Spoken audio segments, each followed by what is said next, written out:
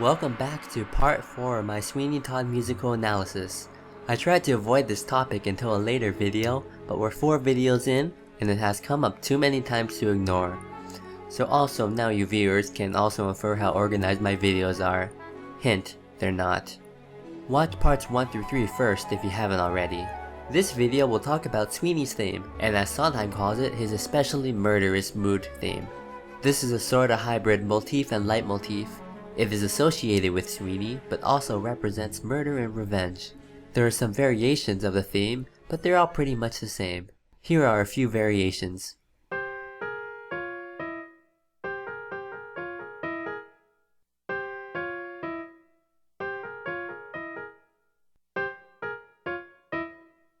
Let's look at this 4-note line.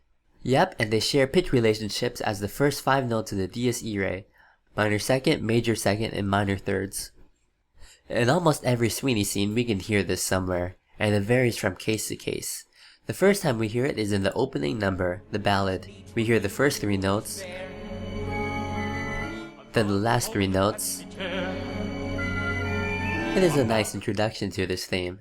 In the next song, No Place Like London, Anthony has his own melodic motif. I'll touch on this more in detail in a future video. These are his first 3 notes. These notes follow him. I have sailed the world, beheld its wonders from the dark. These notes are also interconnected with Sweeney's theme as they make up his last 3 notes. You'll see in later videos how Joanna and Lucy are connected and how Anthony and Todd are connected. Anyways, to my main point, let's break this up into broken notes. When Sweeney starts singing, we wanna No place like London. But as I explained in the previous video, Sweeney ain't gung-ho like that. He does a No place like London under this now evil sounding Anthony theme. Then he suddenly turns all dark and pessimistic and we hear Sweeney's theme. Now we have a great example of the combining of 2 themes. No, there's no place like London. Mr. Todd, sir? You are young. Life has been... Going on, here's a new example of rhythmic variation. Instead of the even, now the first note is held out. So, Anthony, it is here we go our several ways. Farewell. At the end of the song, he's already walking away muttering to himself, thinking about revenge, while we hear his theme following him. There's a hole in the world like a great black pit, and it's filled with people who are filled with shit. Following ahead to Mrs. Lovett's song, Wait. We hear this theme and it loses steam while dropping the second note. Why doesn't Beadle Bamford come? Before the week is out, that's what he said. And who says the week is out yet? It's only Friday.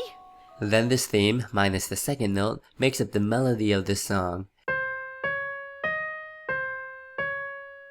Easy now, hush love hush, don't In the B section of the song, we can see how Sondheim transforms the theme, using the same notes, into a more beautiful accompaniment.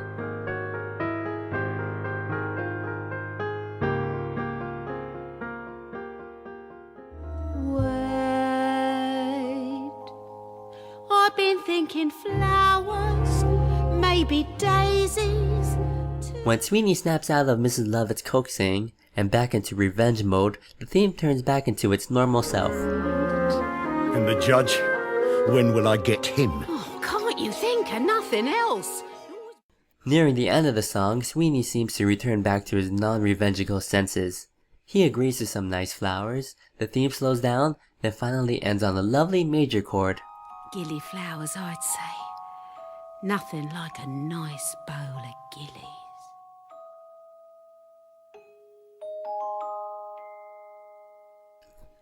In Pretty Women, when the judge shows up for a shave, Sweeney and the judge sing about women and how they're pretty. We can sense that Sweeney will kill the judge at a moment's notice, and we hear the last 3 notes of the motif. Sitting in the window, standing on the stair. A hint of revenge, perhaps? Anthony ruins the moment, and Sweeney misses his opportunity to take revenge and kill the judge. So now he's angry. So now we hear the steady chug of the theme. Shouting, what is it now? dear. I had him and then... I know, the sailor busted in us. Sweeney is in an especially murderous mood. He starts losing it more as he turns his rage towards Mrs. Lovett. The revenge theme double speeds and now it's off to the races. There's a hole in the world like a great black pit, and it's filled with people who are filled with shit, and the vermin of the world inhabit it. And of course, like a man who has suddenly transformed from a revenge seeker to a mass murderer, his mood is constantly going haywire. His revenge theme returns, but half as slow as the original speed. When he turns his rage towards the audience, it is evolved once more, even more paced out than before. Alright, you sir, how about a shave? Come and visit your good friend Sweeney. You sir, too sir. Now on to Act 2, God that's good. Sweeney's whole motif follows him through the B sections of the song as he is waiting for his new barber executioning chair. Excuse me, dear, see to the customers. Yes, what, love, quick. Then when they do receive the chair, they swoon all over it with these oohs.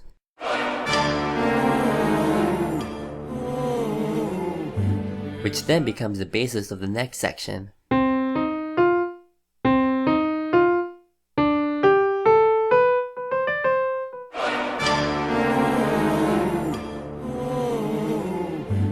Is that a chair fit for a king? Following that melody, we have a totem-po of the theme. On, I have a, and then, another friend. I have another friend. Is that... We then get more repetition of Sweeney's thing. Excuse me, dear, see to the customers. Then we get some rhythmic variation of the motif as they test out the mechanism that drops the dead bodies into the basement furnace area. The next song we'll look at is a song that's rarely put onto the CD. It isn't in the movie either, so you've probably not heard it unless you watched the entire show. Anyways, in this scene, Sweeney Todd is writing a letter to Judge Turpin, essentially convincing him to return to his barbershop. The choir is narrating what Sweeney is writing. It starts with this. Most honorable Judge Turpin. Most honorable... And of course the first phrase they sing is the Sweeney theme. And it ends with the Sweeney theme on Your Obedient Humble Servant Sweeney Todd. Your obedient humble servant Sweeney Todd. Moving on. Later the crazy beggar woman goes into the barbershop looking for the Beto. Instead, Sweeney shows up and kills her. The judge! I have no time!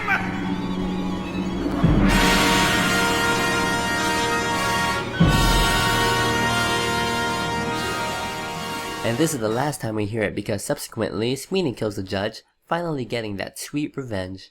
So I'm probably missing a few instances of this theme, but I think I got most of the more important ones. From all this, we can see how Sondheim plays with Sweeney's theme and uses them in different contexts, and how many times we can use it without it getting boring. He uses this theme to heighten the mood and to emphasize Sweeney's presence. Stay tuned for part 5 where we'll look at the song Worst Pies in London.